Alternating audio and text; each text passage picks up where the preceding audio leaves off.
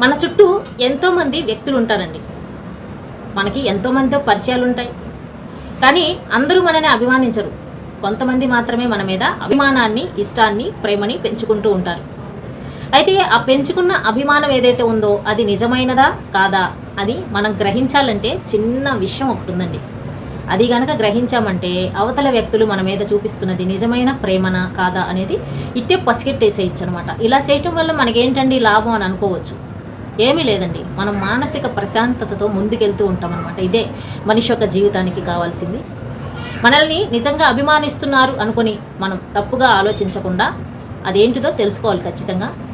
అదేమిటంటే, మనల్ని అభిమానించే వ్యక్తులు మనం ఏదైనా తెలుసో తెలియకో చేసిన పొరపాట్లని ఎక్కడికక్కడ మర్చిపోతూ, వదిలేస్తూ, క్షమిస్తూ మళ్ళీ కలిసినప్పుడు ఇంతకు ముందులాగా మనతో ప్రేమగా మెలుగుతూ ఉంటారనమాట.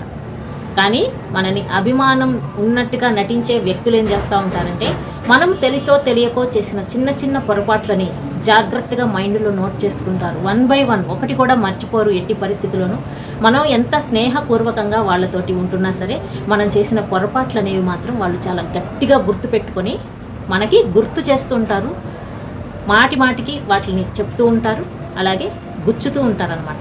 దీనిని బట్టి మనం వాళ్ళ మీద పెంచుకున్న అభిమానంలాగా వాళ్ళు మన మీద అభిమానం పెంచుకోలేదు అని గ్రహించి వాళ్ళతో జాగ్రత్తగా ఉంటే సరిపోతుంది. ఇటువంటి వాళ్ళు ఏ టైంలోనైనా సరే నీ స్నేహాన్ని వదిలేస్తారు, నిర్దాక్షిణ్యంగా వదిలేస్తూ ఉంటారనమాట. దానికి షాక్ అవ్వకూడదు. ఇట్లాంటి చిన్న చిన్న విషయాలను మనం గ్రహించినప్పుడు ప్రతిదానికి ఫీల్ అవ్వకుండా దేనికి ఫీల్ అవ్వాలో దానికి ఫీల్ అవుతూ లైఫ్లో మనం ముందుకెళ్ళటానికి అవకాశాలు ఉంటాయి. కాబట్టి మన చుట్టూ ఉన్న వ్యక్తులతో మనం ఎంతవరకు ఉండాలి, ఎంతవరకు ఉండనవసరం లేదు అనేది మనమే తెలుసుకొని ముందుకెళ్ళినప్పుడు మన మనసుకి ఎటువంటి కష్టము లభించదు.